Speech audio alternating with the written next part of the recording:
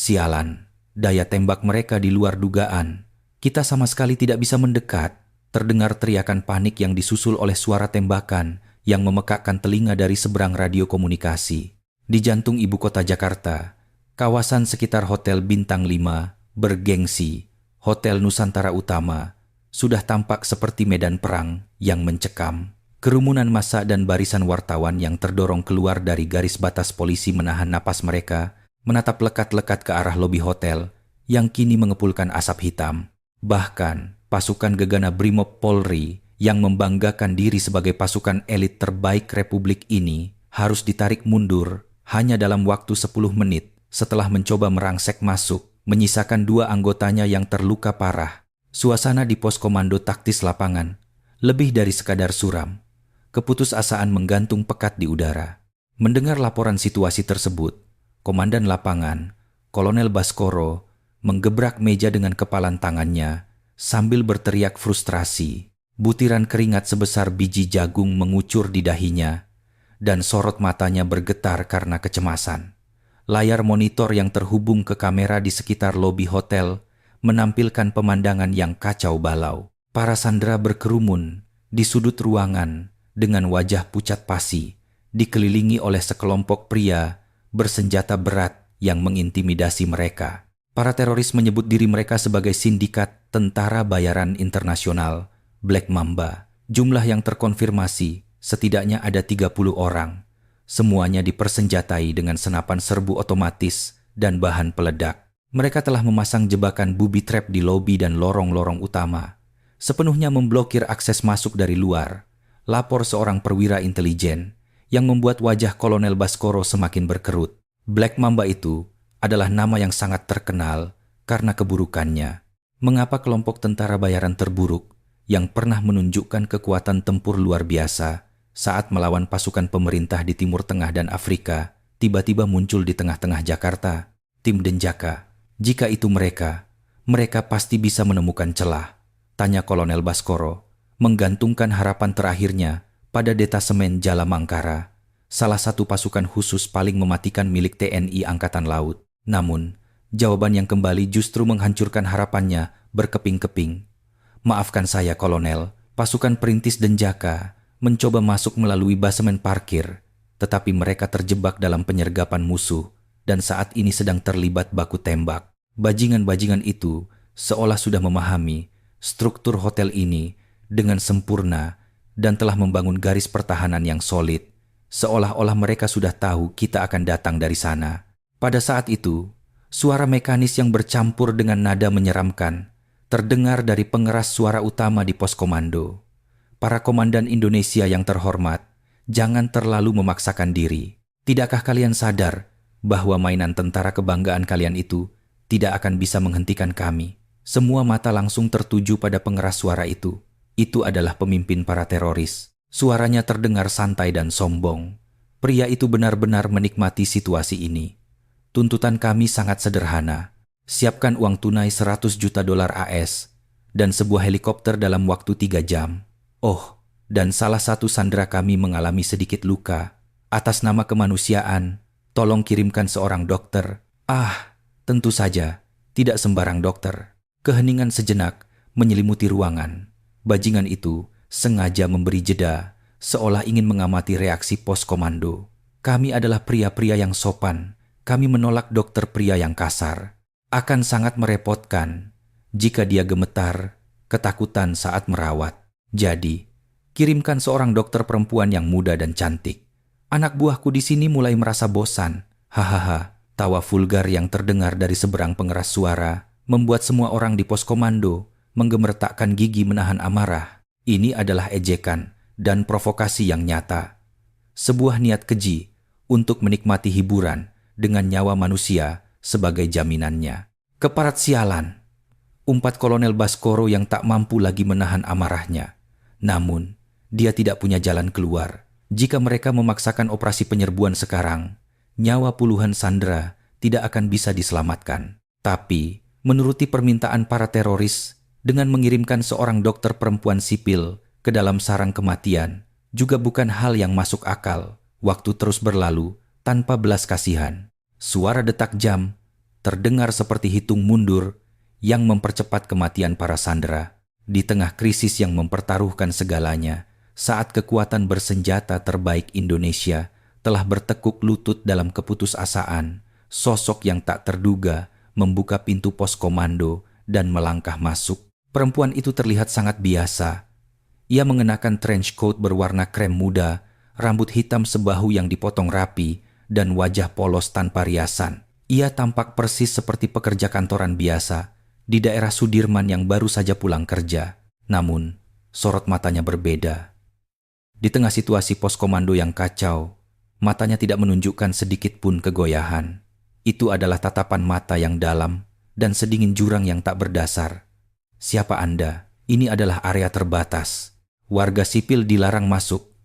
Seorang penjaga dengan panik berusaha menghalanginya. Tetapi perempuan itu berkata dengan suara pelan namun tegas, "Saya akan masuk ke dalam." Kolonel Baskoro menatapnya dengan raut wajah kebingungan. "Apa katamu? Omong kosong apa ini? Apa kau tahu situasi macam apa yang sedang terjadi di dalam sana? Kami tidak punya waktu untuk bermain-main. Cepat keluar." Perempuan itu perlahan merogoh saku dalam mantelnya, mengeluarkan sesuatu dan menyodorkannya kepada Kolonel Baskoro. Sebuah dompet kulit usang dan kumal. Di dalamnya terdapat sebuah kartu identitas yang warnanya sudah mulai memudar. Kolonel Baskoro secara refleks mengambil kartu identitas tersebut, dan pada detik berikutnya matanya terbelalak tak percaya. Tentara Nasional Indonesia, Angkatan Darat, Satuan 81, Kopassus, Gultor, Mayor Siti Maharani, SAT, 81 Gultor Kopassus, puncak tertinggi dari pasukan anti-teror negara ini, satuan legendaris yang hanya menangani misi-misi paling berbahaya dan sangat rahasia, dan seorang mayor aktif dari satuan tersebut, yang kebetulan seorang perempuan, kini berdiri tepat di hadapannya. Mayor Siti, apakah Anda hantu itu?" Suara Kolonel Baskoro sedikit bergetar. Sosok yang hanya beredar sebagai rumor di kalangan internal militer. Agen legendaris yang telah mengubah kemustahilan menjadi keberhasilan dalam berbagai operasi tak resmi. Nama sandinya adalah hantu. Julukan itu disematkan karena tidak ada seorang pun yang pernah melihat wajah aslinya. Siti Maharani hanya mengangguk pelan sebagai jawaban. "Saya akan mengambil peran dokter perempuan yang mereka inginkan. Saya juga memiliki lisensi medis resmi, jadi mereka tidak akan curiga." Suaranya begitu tenang, bahkan terasa tidak nyata. Di dalam sana terdapat puluhan mesin pembunuh yang dipersenjatai dengan senapan serbu berat. Namun, perempuan ini bersikap seolah-olah dia hanya akan melakukan tugas luar kantor biasa. Tapi Anda tidak bisa melakukannya sendirian. Mereka adalah profesional. Sekalipun Anda dari SAT 81, masuk sendirian sama saja dengan bunuh diri, cegah Kolonel Baskoro. Bukan karena dia meragukan kemampuan Siti, tetapi itu adalah penilaian yang logis. 30 lawan 1 di dalam sebuah hotel yang telah diubah menjadi benteng pertahanan musuh. Senyum sangat tipis terlintas di sudut bibir Siti Maharani. Itu bukanlah senyuman rasa percaya diri, melainkan lebih mirip senyum dingin seekor predator yang sedang menatap mangsanya. "Kolonel, apakah Anda bilang mereka adalah profesional?" Dia perlahan mengalihkan pandangannya ke layar monitor, menatap para teroris yang sedang tertawa angkuh. "Anda salah paham. Mereka hanyalah preman-preman jalanan yang dibutakan oleh uang. Akan saya tunjukkan pada mereka apa arti profesional yang sesungguhnya." Perkataannya mengandung keyakinan yang mengerikan. Kolonel Baskoro tanpa sadar menelan ludah dari perempuan kecil dan tampak biasa di hadapannya ini. Memancar aura binatang buas yang sangat besar. "Beri saya waktu untuk bersiap." 10 menit sudah cukup. Siti tidak lagi meminta izin. Di dalam kepalanya, operasi sudah dimulai. Dia melemparkan tasnya ke atas ranjang lipat di sudut pos komando, lalu melepaskan trench coat yang dikenakannya. Setiap gerakannya sangat efisien dan tanpa sisa. Dia hanya mengenakan blus biasa dan celana bahan slacks, namun otot-otot padat yang tersembunyi di balik pakaiannya terlihat menonjol. Dia mengeluarkan sebuah tas medis kulit berwarna hitam dari tasnya, tas yang lazim dibawa oleh dokter saat kunjungan rumah. Namun, isinya tidaklah biasa. Dia dengan cekatan membongkar stetoskopnya.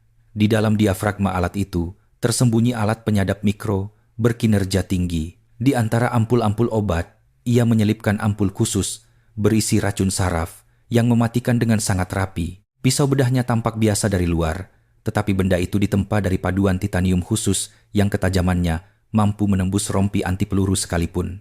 Komunikasi akan saya pertahankan menggunakan in-ear. Tolong jangan pernah mencoba menghubungi saya terlebih dahulu sampai saya memberikan sinyal. Ada kemungkinan besar mereka memiliki alat pendeteksi sinyal, ujarnya sambil memasukkan earpiece seukuran butiran beras dalam-dalam ke telinganya. Ekspresinya kini telah sepenuhnya beralih ke mode operasi. Perempuan pekerja kantoran biasa dari beberapa saat yang lalu telah lenyap, digantikan oleh mesin pembunuh berdarah dingin yang hanya memikirkan misinya. Mayor Siti, tolong kembalilah dengan selamat. Anda adalah satu-satunya harapan kami, ucap Kolonel Baskoro dengan nada sedih dan penuh tekad. Dia sadar dia tak lagi bisa menghentikannya. Kini, segalanya ada di tangan perempuan itu. Siti Maharani tidak menjawab, hanya mengangkat tas medisnya. Sesaat sebelum melangkah keluar dari pos komando, dia berhenti sejenak dan berkata dengan suara pelan tanpa menoleh ke belakang, "Jangan khawatir, acara bersih-bersih ini akan segera selesai." Langkah kaki Siti yang melewati garis batas polisi di depan hotel tampak goyah dan tidak stabil. Dia sengaja membungkukkan bahunya dan menyisipkan keraguan dalam setiap langkahnya. Siapapun yang melihatnya akan mengira ia adalah seorang warga sipil yang dipaksa maju dengan ketakutan luar biasa.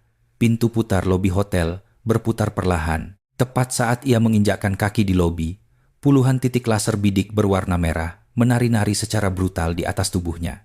Ketegangan yang mencekik membuat udara terasa sangat berat. "Selamat datang, dokter. Kami sudah menunggumu." Di tengah lobi, di bawah lampu gantung kristal raksasa yang mewah, seorang pria yang duduk dengan postur arogan membuka mulutnya. Itu adalah suara yang sama yang terdengar dari pengeras suara pemimpin Black Mamba, Viper. Dari balik kacamata hitamnya, dia memindai tubuh Siti dari atas ke bawah dan memamerkan senyum menjijikkan. "Jauh lebih lumayan dari yang kubayangkan. Polisi Indonesia rupanya sangat mengerti selera kami," ucapnya.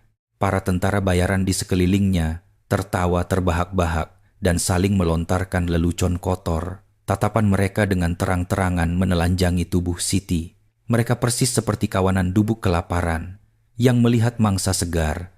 Siti berpura-pura gemetar ketakutan, menundukkan kepalanya dalam-dalam dan menggenggam tasnya begitu erat hingga buku-buku jarinya memutih. Di mana pasiennya?" Suaranya bergetar tipis, penyamaran yang sungguh sempurna. "Jangan terburu-buru, dokter.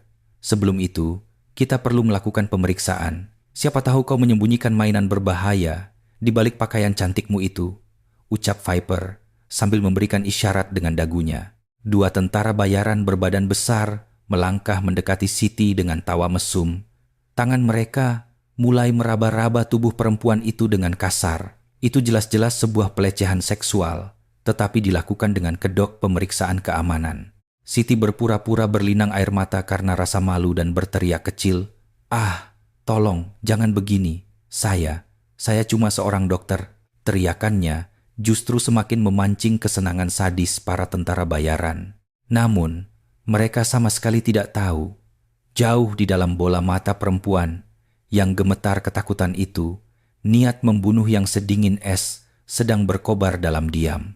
Dia menanggung semua penghinaan ini sambil mengumpulkan informasi tentang musuh dengan sangat kalkulatif. Lantai 2 balkon depan, 2 penembak runduk. Arah jam 3, di balik pilar, 1 penembak senapan mesin.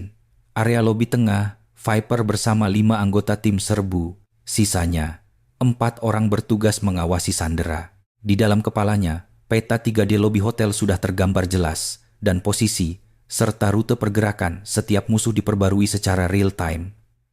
"Nikmatilah selagi bisa, bajingan. Pesta kalian akan segera berakhir," batin Siti dengan dingin. Sang hantu dari SAT 81 kini telah berhasil menyusup tepat di jantung pertahanan musuh.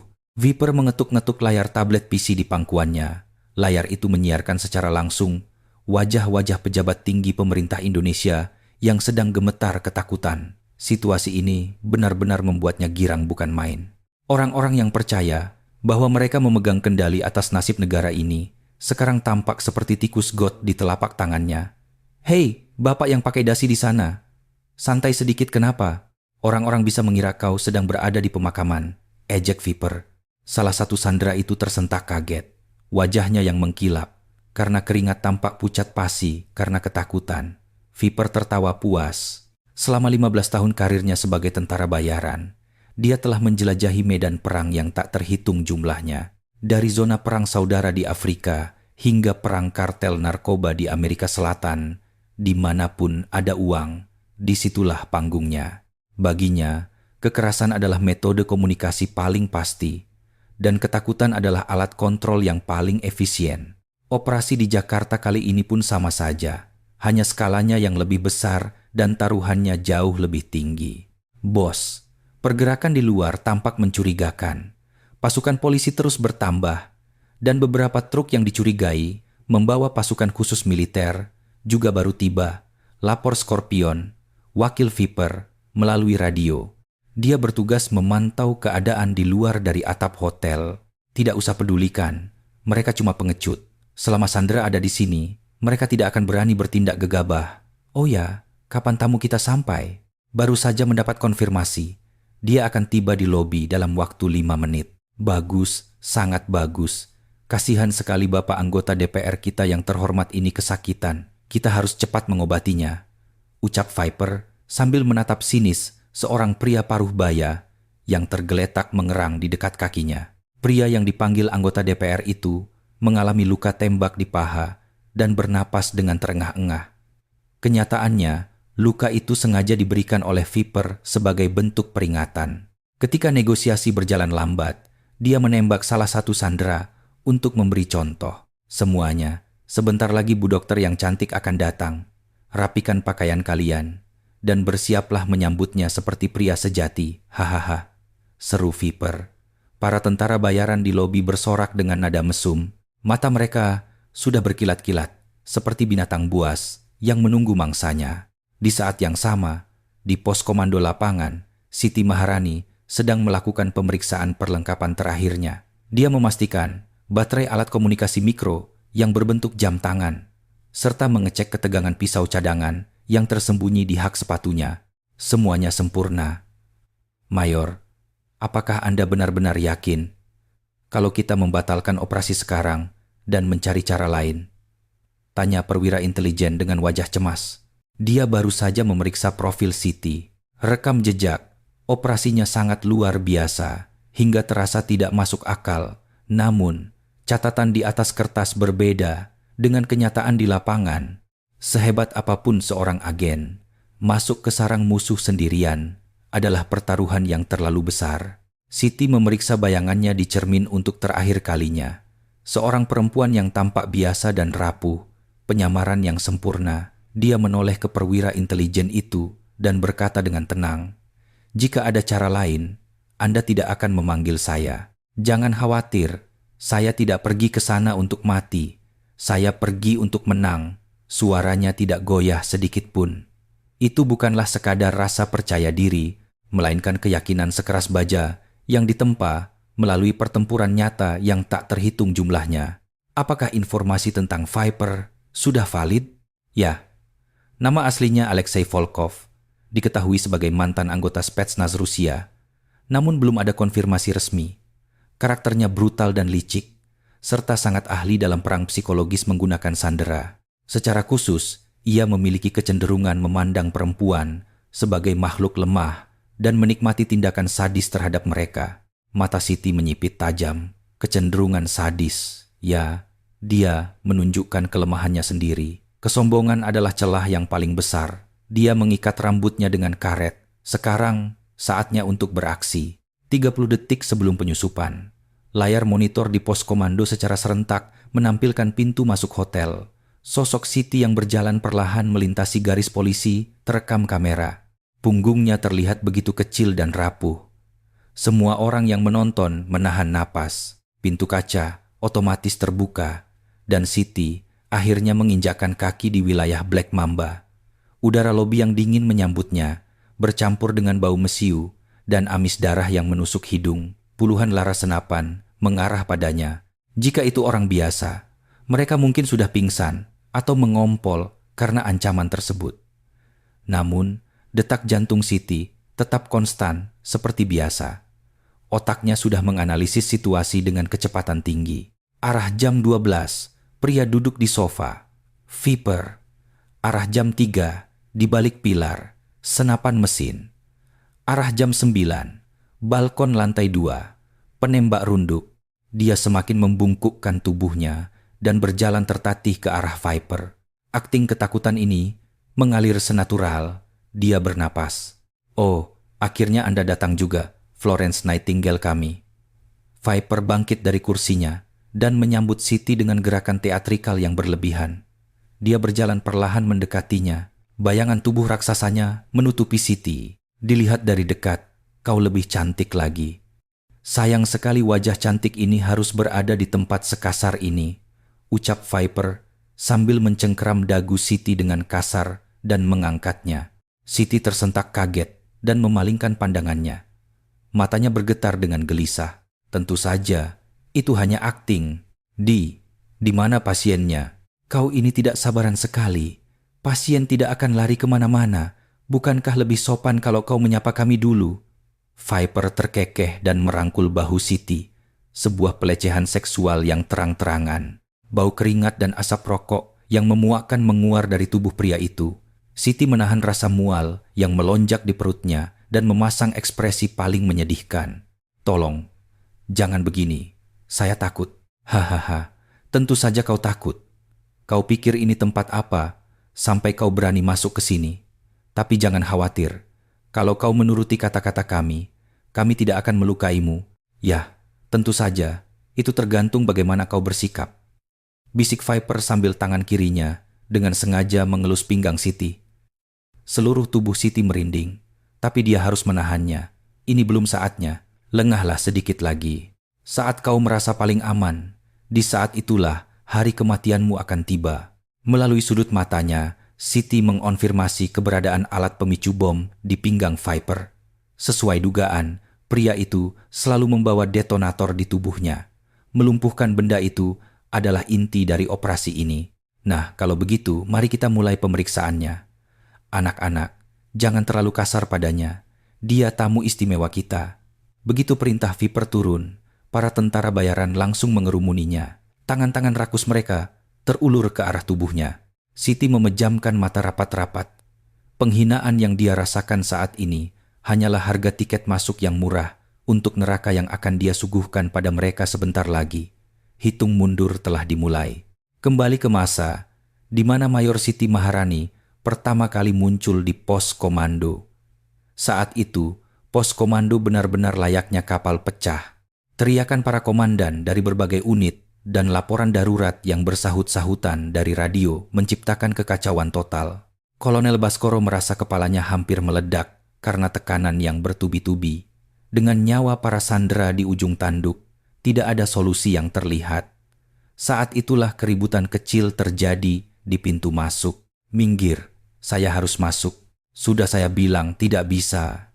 Ini area terlarang untuk warga sipil." Seorang perempuan berpostur kecil sedang berdebat dengan penjaga. Suaranya terdengar terburu-buru, namun memancarkan wibawa tertentu. Kolonel Baskoro menoleh dengan kesal. "Ada apa ini? Bawa dia keluar sekarang," teriaknya. Penjaga itu tampak serba salah. "Maaf, Kolonel."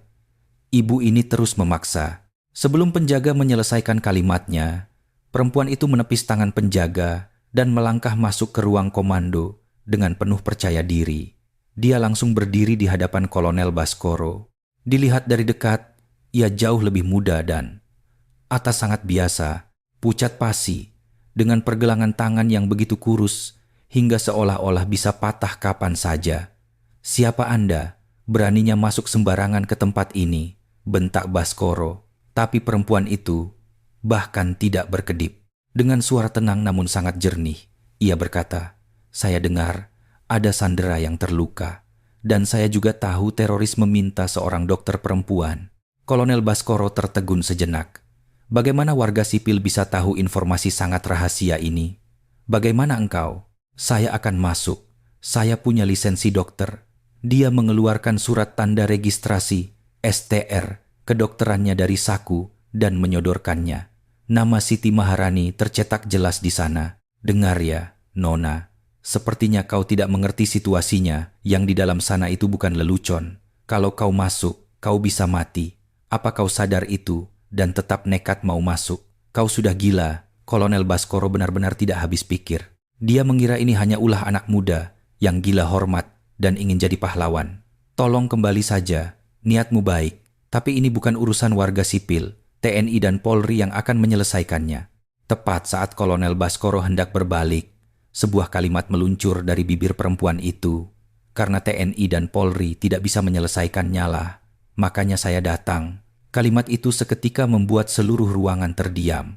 Semua mata tertuju padanya. Wajah Kolonel Baskoro memerah padam karena marah. Ini adalah penghinaan besar. Apa katamu? Apa kau bilang? Pasukan Gegana gagal masuk. Denjaka terjebak dalam penyergapan. Situasi saat ini buntu. Jika kalian tidak memenuhi tuntutan mereka dalam 3 jam, pembantaian sandera akan dimulai. Apakah saya salah? Perempuan ini memahami situasi lapangan dengan sangat akurat. Kolonel Baskoro merasakan hawa dingin menjalari punggungnya. Siapa sebenarnya perempuan ini? Siapa kau sebenarnya? Alih-alih menjawab, Siti kembali merogoh sakunya. Kali ini yang keluar adalah dompet kulit tua. Ia membukanya di hadapan Kolonel Baskoro. Saat itulah, pupil mata sang kolonel bergetar hebat. Tentara Nasional Indonesia, Angkatan Darat. Sat, 81 Kopassus, Mayor Siti Maharani. Di foto identitasnya, perempuan itu memiliki tatapan setajam elang, sangat kontras dengan penampilannya yang rapuh saat ini. Sat, 81 Gultor.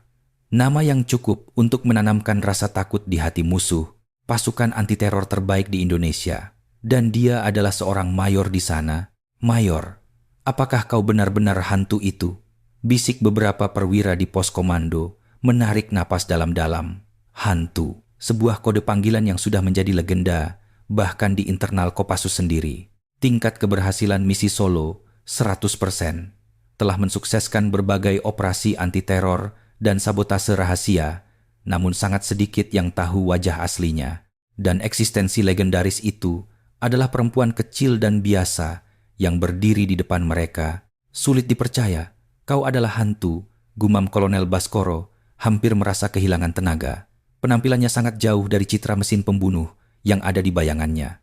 Penampilan adalah alat penyamaran yang paling baik, ujar Siti datar. Dia sangat tahu betapa menguntungkannya wajah polos itu dalam operasi. Musuh akan lengah begitu melihatnya, dan kelengahan itu akan menuntun mereka pada kematian. Tapi risikonya terlalu besar. Jika kau gagal, saya tidak pernah gagal. Jika saya gagal, sandera di dalam semuanya mati. Apakah Anda punya alternatif lain? Kolonel Baskoro terdiam.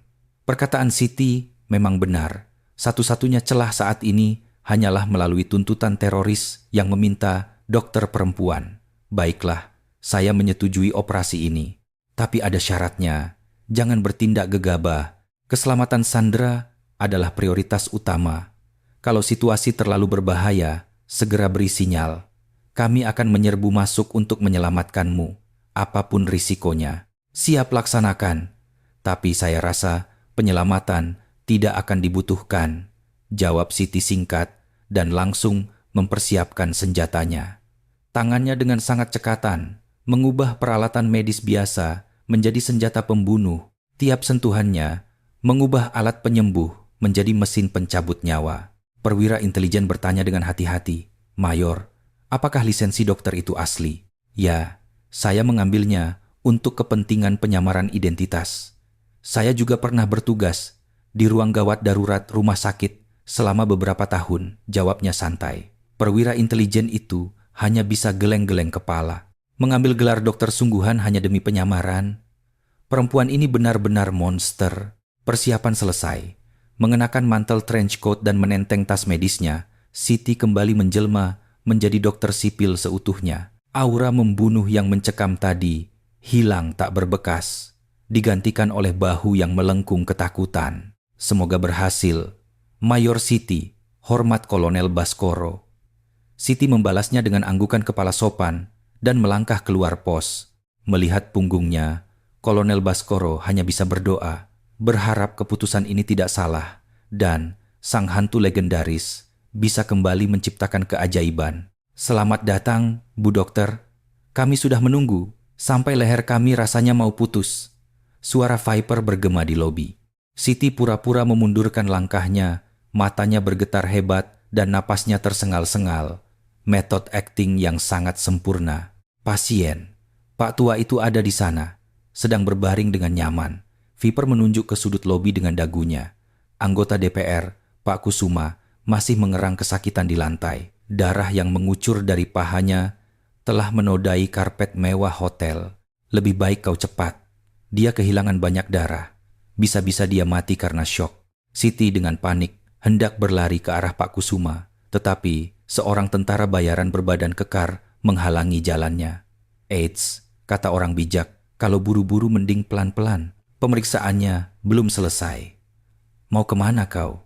Pria itu menyeringai mesum dan mulai menyentuh kancing trench coat Siti. Siti mundur terkejut, namun tentara bayaran lain telah memblokir punggungnya. Lepaskan, perintah Viper singkat. Tapi, ku bilang lepas mantelnya. Siapa yang tahu kau menyembunyikan bom di balik itu? Kami yang akan repot. Tentara bayaran lainnya tertawa mendengar ucapan Viper. Siti menggigit bibirnya, seolah menahan rasa hina. Lalu dengan tangan bergetar, ia membuka kancing mantelnya. Saat mantel itu jatuh ke lantai, blus tipis dan celana bahannya terlihat jelas. Wih, tubuhnya boleh juga. Sayang banget cuma jadi dokter. Si Ulan menggoda, memenuhi lobi. Pandangan mereka, tanpa ragu, menelanjangi tubuh Siti. Siti menundukkan wajahnya, berpura-pura malu dan tersipu, namun matanya bekerja ekstra keras. Arah jam 9 di balik pilar, terkonfirmasi jebakan Claymore. Arah jam 12 pintu tangga, sensor pendeteksi gerak, balkon lantai 2, penembak runduk, sudut pandang terbatas 30 derajat. Ia memetakan bukan cuma musuh, tapi juga jebakan mematikan. Mereka sama sekali tidak sadar bahwa perempuan rapuh di depan mereka sedang meretas sistem pertahanan mereka. Mereka terlalu asyik melecehkan mangsa yang lemah. Berikan tasmu, aku harus memeriksa isinya. Viper mengulurkan tangan. Siti pura-pura ragu, lalu menyerahkan tasnya. Viper membukanya dengan kasar dan menumpahkan isinya ke lantai. Stetoskop, alat tensi darah, perban, cairan antiseptik, jarum suntik, peralatan medis, biasa berjatuhan ke lantai.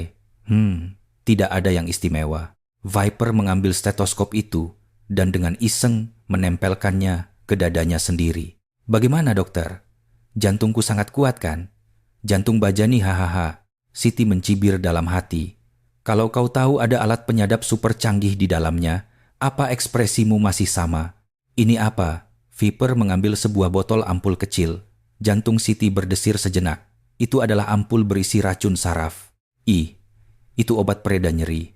Saya takut pasien kesakitan. Pereda nyeri ya, warnanya lumayan cantik. Viper memandangi ampul itu di bawah cahaya lampu, seolah tertarik. Lalu tiba-tiba dia menjatuhkannya ke lantai hingga pecah berantakan. Perang!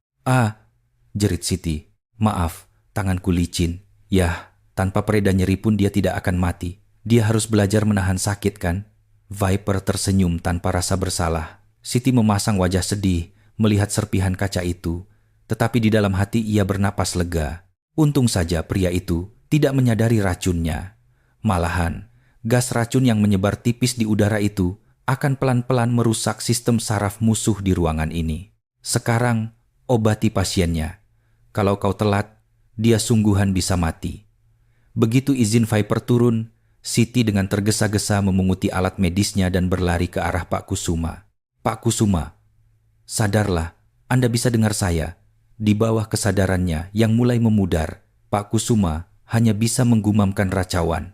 Tolong, Siti dengan sigap memasang turniket untuk menghentikan pendarahan dan melakukan pertolongan pertama. Tangannya bergerak cepat dan akurat. Benar-benar terlihat seperti dokter profesional. Selama ia mengobati, pengawasan dari tentara bayaran masih berlangsung. Namun semakin lama semakin mengendur. Mereka yakin dokter penakut ini bukan ancaman. Sambil pura-pura fokus mengobati, tangan Siti bekerja secara sembunyi-sembunyi. Dari balik gulungan perban, Ia mengeluarkan kamera berukuran mikro dan menyelipkannya di kerah baju Pak Kusuma. Kamera ini sudah diatur agar mengarah ke seluruh area lobi. Kini, pos komando bisa melihat situasi secara real time. Pemasangan selesai. Transmisi video dimulai. Siti mengetuk earpiece 2 kali sebagai sinyal. Di pos komando, sorak-sorai meledak. Visual yang sangat jernih dari lobi kini terpampang di layar. Berhasil. Kita dapat videonya. Mayor Siti berhasil. Kolonel Baskoro mengepalkan tangannya. Gerak-gerik musuh kini ada di telapak tangannya. Benar-benar luar biasa si hantu ini. Melakukan tindakan senekat itu di bawah tekanan. Namun, ini belum saatnya bersantai. Bahaya yang sesungguhnya baru akan dimulai. Mayor Siti sendirian di sarang musuh. Tak ada yang bisa menjamin dia akan keluar dengan selamat. Sambil menjahit luka Pak Kusuma, mata Siti terus melacak pergerakan Viper. Pria itu mondar-mandir di depan para sandera, menciptakan atmosfer horor. Kesempatannya hanya satu kali. Saat dia paling lengah, aku harus menumbangkannya dalam satu serangan. Siti menarik napas dalam-dalam. Udara dingin masuk ke paru-parunya, menjernihkan pikirannya. Waktu berburu telah tiba. Tangan Siti sibuk, tapi inderanya berada di tingkat paling tajam. Ia menjahit luka, tapi telinganya menangkap percakapan musuh, pola langkah kaki, bahkan suara gesekan perlengkapan senjata mereka. Viper arah jam 12, diam di tempat. Scorpion, sang wakil, bergerak dari atap ke lobi. Suara langkah kaki turun dari tangga terkonfirmasi. Estimasi berat 90 kg, punya kebiasaan menyeret kaki kanan. Pikirannya memproses data layaknya superkomputer, menyatukan semua informasi menjadi peta taktis yang sempurna. Hei dokter, masih lama ya? Jangan terlalu rajin mengobatinya. Cepat selesaikan dan ayo main dengan kami.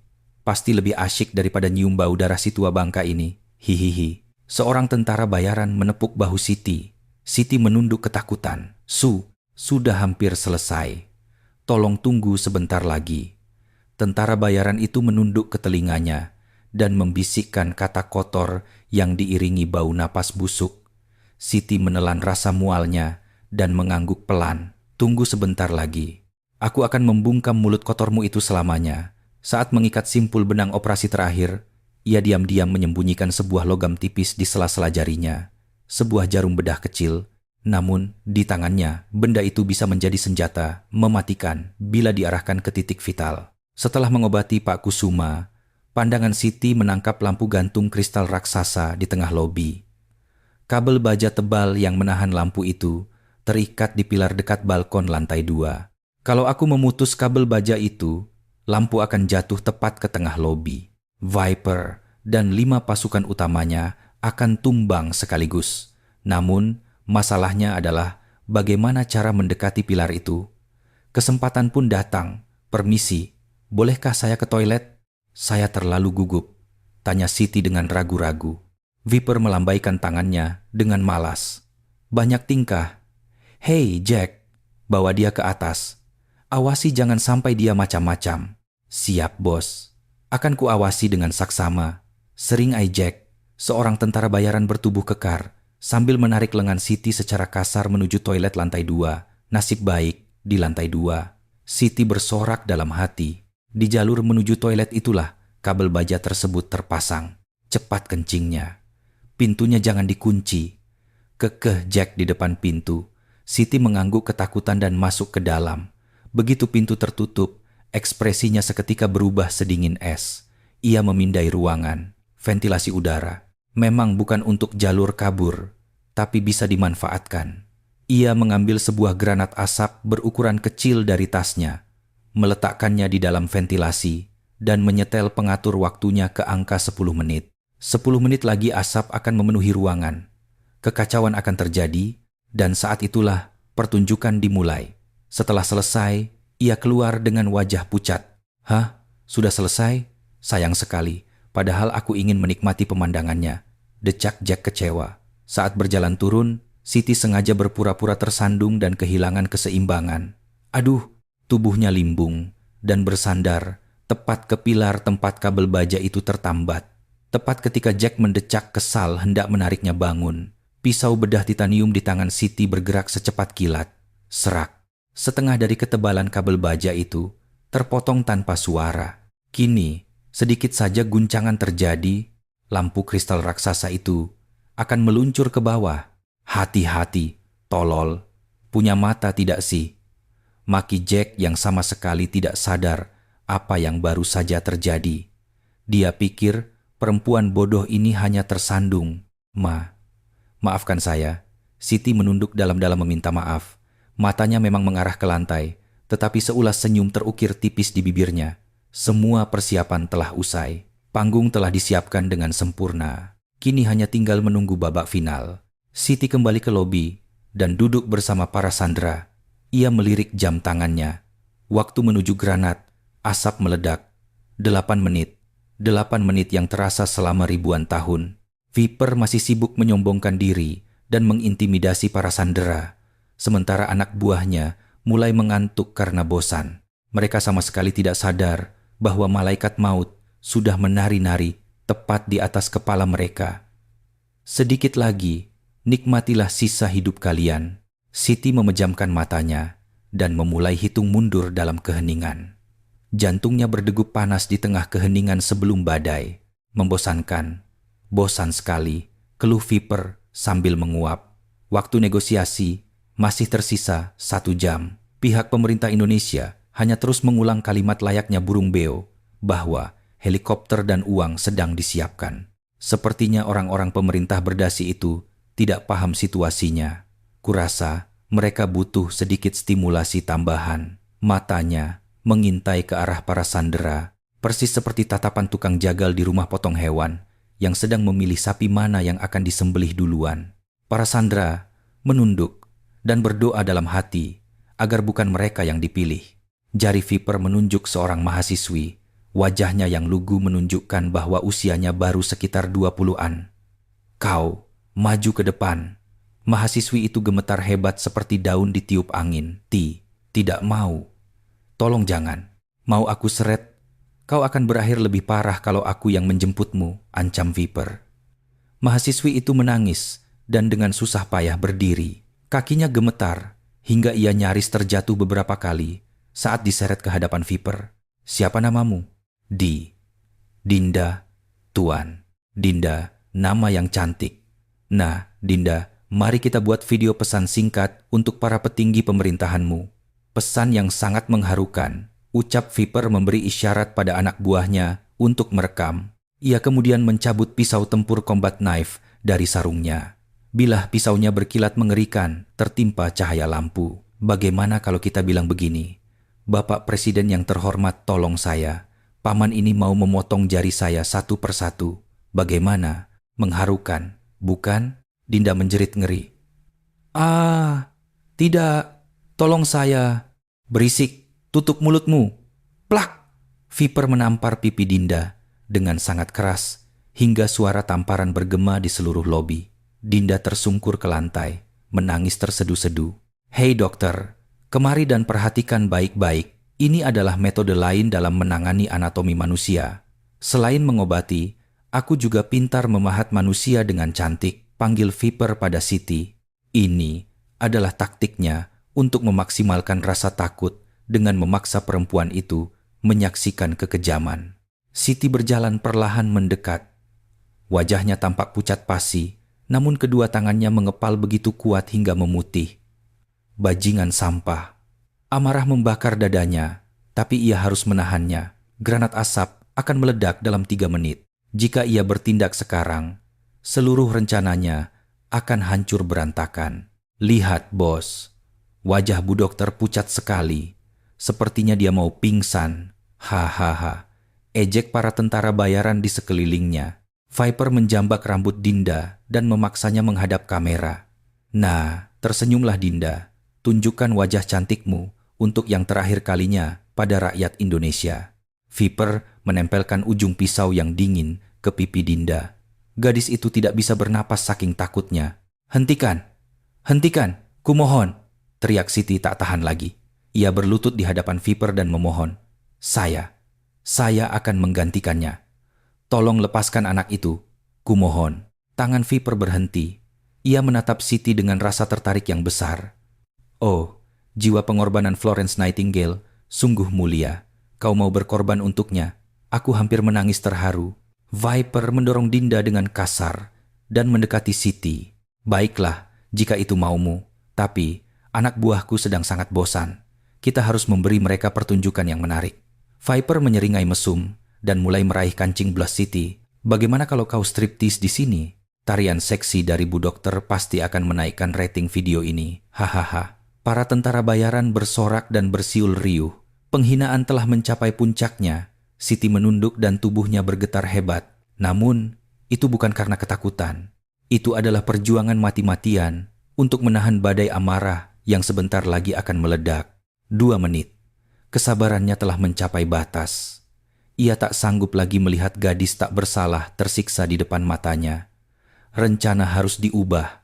Siti perlahan mengangkat wajahnya. Rasa takut yang sejak tadi menyelimuti matanya telah lenyap tak berbekas, digantikan oleh tatapan mematikan yang sedingin es. Ada apa? Tiba-tiba lidahmu keluh. Cepat lepas bajumu, desak Viper sambil mencengkeram bahu Siti dengan kasar. Pada detik itu juga, senyum dingin menyungging di bibir Siti. Baik, kalau kau memaksa, akan kutunjukkan wujud asliku padamu. Suaranya tidak lagi bergetar, rendah, tenang, tapi membawa aura intimidasi yang membuat bulu kuduk berdiri. Viper secara refleks merasakan ada sesuatu yang salah dan terdiam. Apa-apa engkau ini? Tangan Siti bergerak perlahan menekan earpiece di telinganya. Sandi hantu, rencana berubah. Mulai pembersihan sekarang juga. Tepat setelah sinyalnya, dari ventilasi toilet lantai 2, terdengar suara letupan keras dan asap tebal yang pekat mulai menyembur keluar dengan sangat deras. Boom! Apa itu? Apa yang terjadi? Tentara bayaran seketika panik dan kebingungan. Dalam sekejap mata, lobi hotel tertutup kabut asap putih yang tebal. Di tengah kekacauan itulah, sang hantu memulai perburuannya. Kebakaran? Apa ada gas bocor? Asap turun memenuhi lobi, membutakan pandangan para tentara bayaran. Mereka berteriak panik. Para sandera menjerit dan semakin meringkuk di sudut ruangan. Semuanya tenang, jangan panik. Tahan posisi kalian. Teriak Viper berusaha mengendalikan anak buahnya. Instingnya langsung menaruh curiga pada perempuan di depannya. Sikap dokter penakut itu berubah 180 derajat dalam hitungan detik. Ini ulahmu ya pelacur, raung Viper sambil mengarahkan laras senjatanya ke Siti. Namun Siti tidak mundur 1 inci pun. Ia justru berdiri tegap, posturnya yang membungkuk kini tegap menantang. Sorot mata lugu di balik kacamatanya telah hilang, digantikan oleh mata buas predator lapar. Baru sadar sekarang. Aku tahu otakmu memang dangkal, tapi tidak kusangka sebodoh ini. Ucapan yang keluar dari mulut Siti cukup membuat Viper membeku. Ia menggunakan bahasa Rusia yang sangat fasih. Tidak cuma itu adalah aksen asli yang penuh dengan bahasa gaul kasar yang hanya digunakan oleh pasukan elit Spetsnaz Rusia. Siapa kau sebenarnya? Suara Viper bergetar. Perempuan dokter sipil Indonesia tidak mungkin bisa bicara seperti itu. Siti melepas kacamatanya secara perlahan dan melemparkannya ke lantai. Prang! Suara pecahan kacamata terdengar menggema. Aku hanyalah perempuan lemah yang selalu kalian remehkan tadi, dan sekaligus malaikat pencabut nyawa yang akan mengantar kalian ke neraka. Bersamaan dengan akhir kalimatnya, tangan Siti bergerak secepat kilat. Sebelum Viper sempat menarik pelatuk, benda logam berkelebat di udara. Jelep! AAARGH! Viper menjerit kesakitan dan terhuyung mundur. Pisau bedah titanium telah menancap sangat dalam di punggung tangannya. Otot tangannya mati rasa, dan senjatanya jatuh ke lantai. Bos! Teriak para tentara bayaran panik sambil mengarahkan senjata mereka. Namun karena terhalang asap tebal, mereka tidak berani menembak secara acak karena takut mengenai kawan sendiri. Tolol! Kalian ngapain? Bunuh perempuan jalang itu! Teriak Viper kalap. Saat itu, dari earpiece Siti terdengar suara cemas Kolonel Baskoro. Mayor Siti, ada apa? Terdeteksi asap di lobi. Kau tidak apa-apa. Tim serbu akan masuk sekarang. Jangan, Kolonel. Mohon siaga di posisi. Ini masih panggung saya, jawab Siti dengan tenang sambil melangkah ke tengah lobi. Siluetnya di balik asap tampak kabur, persis seperti hantu. Dengar baik-baik, sampah. Kalian telah melakukan 3 kesalahan besar. Suara Siti menggema di seluruh penjuru lobi. Suara yang dingin dan penuh otoritas. Entah dari mana asalnya, mereka tidak bisa melacaknya. Pertama, kalian berani menginjakkan kaki kotor kalian di tanah Republik Indonesia. Kedua, menyandera dan menyiksa warga sipil yang tak bersalah. Siti bergerak tanpa suara, menghampiri salah satu tentara bayaran yang sedang memutar-mutar senapannya kebingungan di tengah asap. Dengan satu tebasan hand knife yang sangat presisi, ala bela diri Kopassus ke arah arteri karotis di leher pria itu, musuhnya tumbang tanpa sempat mengeluarkan suara sedikit pun. Dan yang ketiga, kalian berani memancing kemarahanku. Siti mencabut sebuah flashbang, granat, kejut, dari pinggang musuh yang tumbang tadi. Suara ting dari pin yang dicabut memecah kesunyian. Sekarang saatnya membayar harganya. Ia melemparkan flashbang itu ke lantai. Belar, kilatan cahaya putih yang menyilaukan, dan suara ledakan yang memekakkan telinga, seketika melumpuhkan penglihatan dan pendengaran para tentara bayaran di dalam asap. Argah mataku, aku tidak bisa melihat, telingaku mendengung. Jeritan dan kekacauan memenuhi lobi. Di dalam pusaran keputusasaan ini, hanya Siti yang bergerak bebas karena ia sudah lebih dulu menutup mata dan telinganya. Kini pembantaian sepihak dimulai. Kemampuan asli sang hantu dari SAT, 81 Gultor, pasukan khusus terbaik dari yang terbaik, ditunjukkan sepenuhnya. Ia menarik napas dan merendahkan kuda-kudanya. Otot-ototnya menegang sempurna, siap meledakkan tenaga yang maksimal. Mulai. Tubuhnya melesat ke dalam asap. Satu persatu, jeritan kematian para teroris meletus dari berbagai sudut. Arg! Jeritan terdengar dari sudut kanan lobi. Dari balik kabut asap, sebuah bayangan muncul, memelintir lengan seorang tentara bayaran, lalu mengirim pukulan uppercut telak ke rahangnya, hingga pria itu pingsan seketika. Siti menggunakan tubuh pria itu sebagai tameng, dan bergerak ke target berikutnya. Gerakannya mengalir mulus seperti air, namun sangat mematikan. Setiap gerakan tubuhnya, tanpa ada yang terbuang percuma, selalu berakhir pada kelumpuhan musuh. Campuran bela diri tempur pencaksilat, Krav Maga, Sistema, dan Jiu-Jitsu yang menjadi keahlian membunuhnya meledak tanpa ampun. Ke arah sini, tembak, teriak beberapa tentara bayaran yang mulai memulihkan penglihatannya. Mereka menembak secara membabi buta ke arah siluet Siti. Rata-tata, peluru menghujani lobi, tapi Siti sudah tidak ada di sana. Dia berguling di lantai berlindung di balik meja, lalu melesat dari sisi berlawanan dan menancapkan pisau di paha penembak tadi. Kakiku! Erangan pria itu langsung dibungkam dengan satu serangan lutut telak ke wajahnya. Siti langsung mengincar target selanjutnya. Penembak runduk di lantai 2. Pria itu tampak panik dan bingung harus menembak siapa di tengah situasi lobi yang chaos. Siti melompat ke atas sebuah grand piano di tengah lobi. Tanpa ragu, dia melompat tinggi ke arah lampu gantung kristal yang kabel bajanya sudah ia potong setengah tadi. Pistol di tangannya menyalak. Dor! Peluru tepat mengenai sisa kabel baja yang menahan lampu. Lampu kristal raksasa itu bergemuruh, jatuh menimpa bagian tengah lobi. Keraang! Serpihan kristal beterbangan ke segala arah. Pasukan yang ada di tengah lobi tertimpa langsung atau bergelimpangan terkena pecahan kaca tajam. Viper berhasil menghindar sepersekian detik, namun guncangan keras membuatnya terpelanting ke lantai. Jalang gila, akan kubunuh kau, raung Viper. Ia sempoyongan bangkit dan meraih senapan serbunya. Namun sebelum ia sempat membidik, sebuah tendangan putar dari dalam asap menghantam ulu hatinya dengan sangat telak. Buha! Udara seketika terkuras habis dari paru-parunya. Viper tercekik kesakitan, muntah-muntah, dan jatuh berlutut.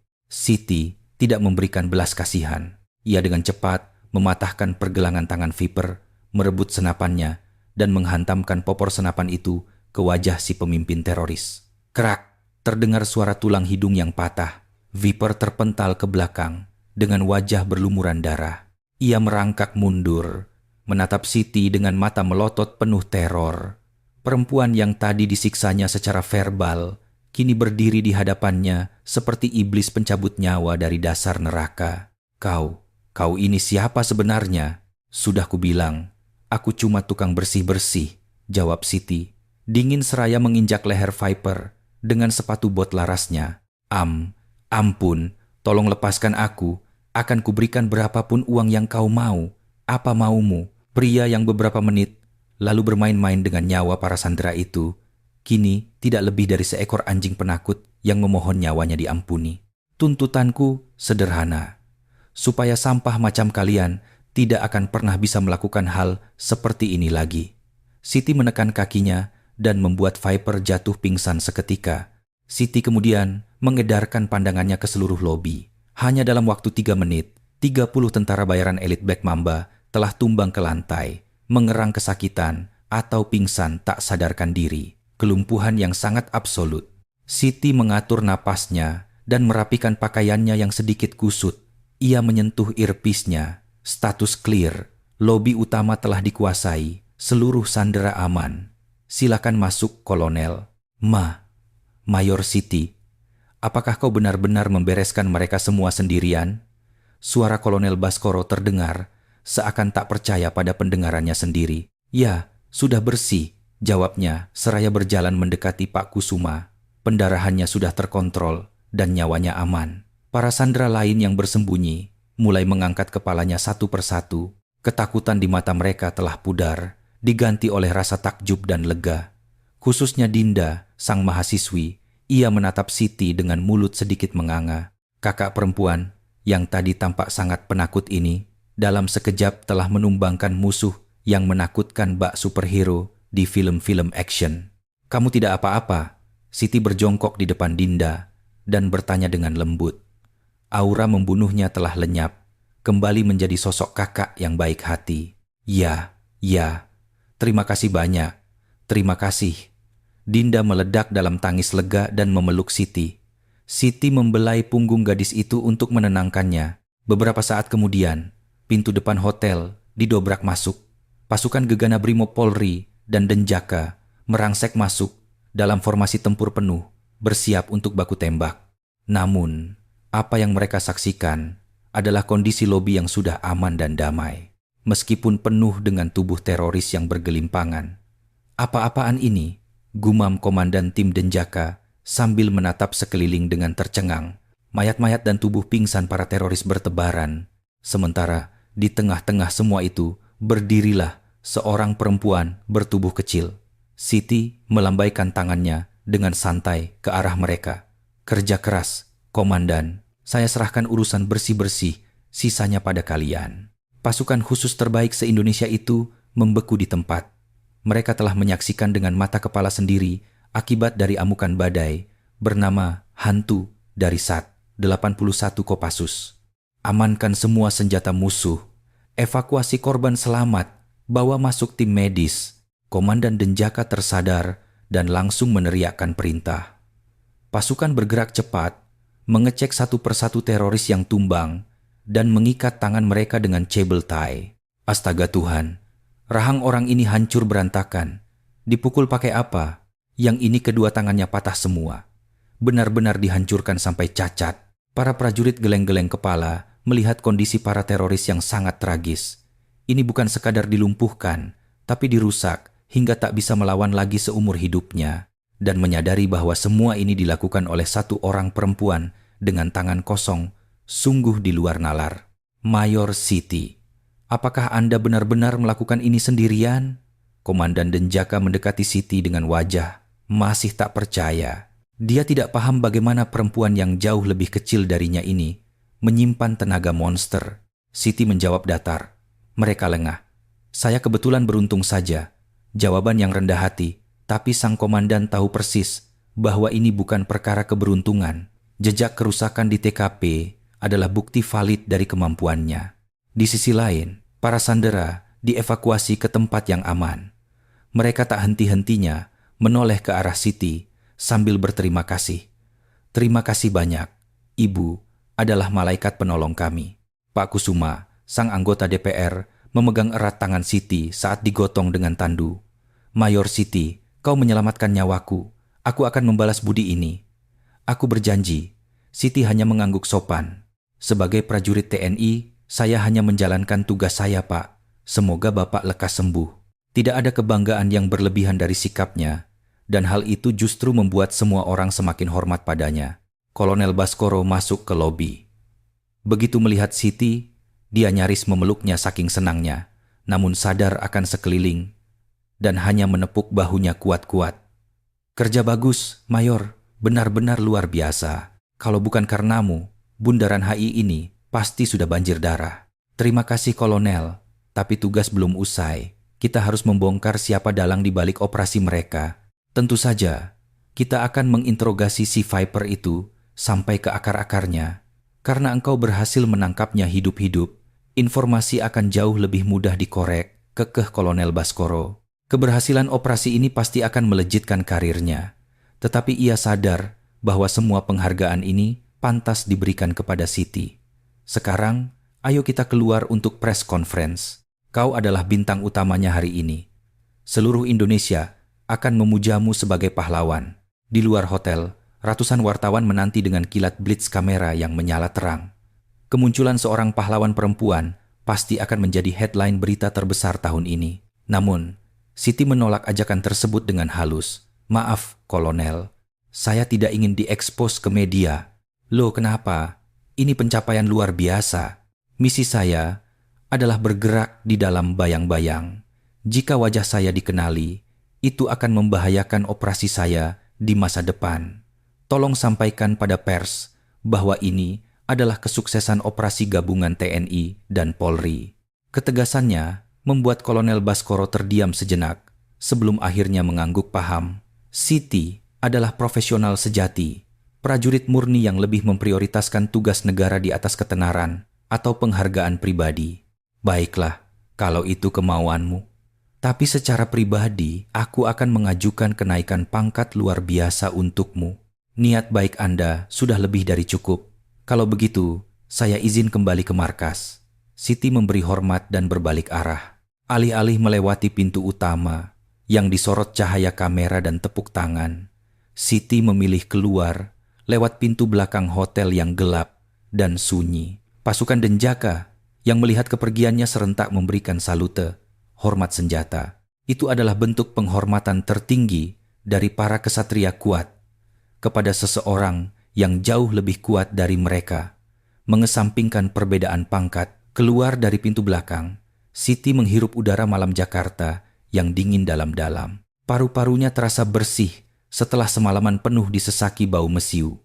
Ia menaikkan kerah trench coat-nya dan kembali membaur dalam wujud warga sipil biasa. Suara sirene ambulans dan lampu rotator polisi masih ramai di jalanan Tamrin, tapi baginya tugas ini sudah usai. Ia berjalan di tengah keramaian, seolah tidak pernah terjadi apa-apa dan menghilang di telan malam. Malam ini pun selesai dengan aman.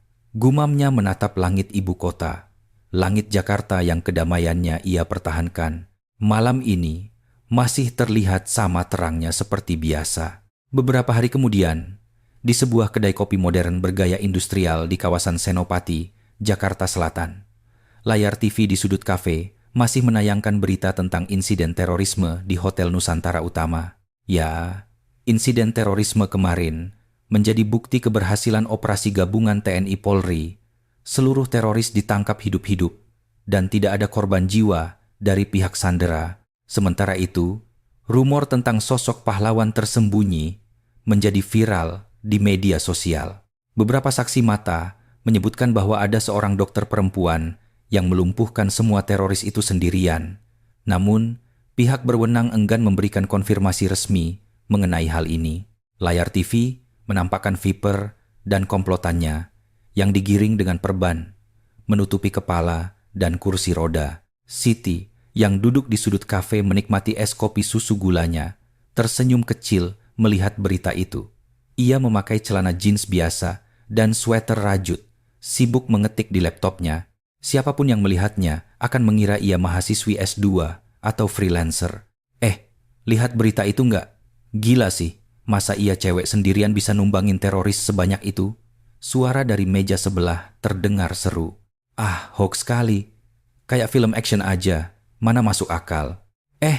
Tapi beneran loh, temen gue yang disandera di sana bilang sendiri. Katanya mbak-mbak dokternya itu kelihatan kalem banget. tapi tiba-tiba berubah kayak Gatot Kaca ngehajar mereka semua. Siti tertawa kecil mendengar dirinya disamakan dengan Gatot Kaca. Rasanya agak lucu, tapi tidak buruk juga. Ponselnya bergetar. Telepon dari Kolonel Baskoro. "Siap, Kolonel." "Mayor, lagi di mana? Ada yang mau kuberikan padamu." "Saya di kafe." "Ada apa?" "Dan Bapak Kusuma, yang sebentar lagi bakal dilantik jadi menteri itu, ngotot banget pengen ketemu kamu. Dia mau traktir makan malam penyelamat hidupnya." Siti ragu sejenak. Ia tidak suka acara protokoler semacam itu. "Tolong sampaikan terima kasih saya. Tapi saya hanya menjalankan tugas saya." "Hahaha, sudah kuduga kau akan jawab begitu. Oke, kusampaikan nanti. Oh ya, kenaikan pangkatmu sudah disetujui. Sebentar lagi kau akan memakai melati 2 di pundakmu, Letnan Kolonel." "Selamat ya." "Terima kasih, Kolonel." Siti mematikan teleponnya dan menatap keluar jendela kaca kafe. Jalanan Senopati tampak damai. Orang-orang berlalu lalang, hidup dengan kesibukan mereka masing-masing. Demi melindungi keseharian yang biasa namun sangat berharga ini, Siti rela memilih untuk terus menjadi bayang-bayang. Ia menutup laptopnya dan berdiri. Tepat saat itu, pintu kafe terbuka dan Dinda masuk bersama teman-temannya. Gadis itu tertawa ceria. Trauma dari penyanderaan itu tampaknya perlahan mulai sembuh. Mata Siti dan Dinda sempat bertemu sekejap di udara. Dinda memiringkan kepalanya bingung. Wajahnya menunjukkan ekspresi. "Sepertinya aku pernah melihat kakak ini di mana ya?" Siti hanya tersenyum tipis, menganggukkan kepala sekilas, lalu berjalan keluar kafe. Dinda menatap punggungnya sesaat sebelum dipanggil oleh teman-temannya. "Ya, begini saja, sudah cukup. Hidup dengan damai seperti warga biasa. Itu adalah bayaran terbaik yang kuharapkan," batin Siti. Ia melangkah menyusuri trotoar Jakarta di bawah hangatnya sinar mentari siang. Ia akan selalu ada di sana. Dengan wajah tetangga yang biasa saja, namun akan muncul sebagai malaikat pelindung ketika masa-masa paling genting tiba. Epilog. Di dunia ini, hal yang terlihat mata belum tentu mencerminkan segalanya. Di balik seseorang yang tampak biasa-biasa saja, mungkin tersembunyi kehebatan yang luar biasa. Jangan pernah meremehkan atau menindas seseorang hanya karena mereka terlihat lemah. Karena bisa jadi, orang tersebut adalah sosok mematikan yang tidak akan mampu Anda hadapi. Bagaimana kisah hari ini? Jika Anda merasakan kepuasan dari cerita ini, mohon tekan tombol suka dan berlangganan. Komentar Anda adalah kekuatan besar bagi operasi kami selanjutnya. Sampai jumpa di kisah menegangkan berikutnya. Komando.